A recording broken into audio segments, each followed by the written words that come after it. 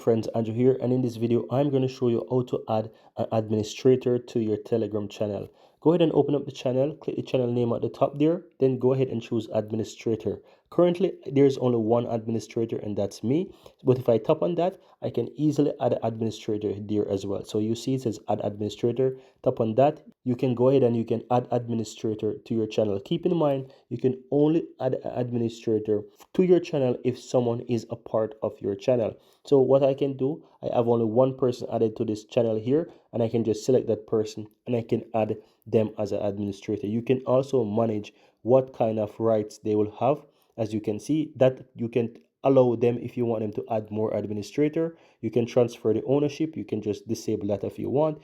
Anything you want to disable, you can easily go ahead and disable that if you want. So you can just choose whatever you want to give, what kind of rights you really want to give to them.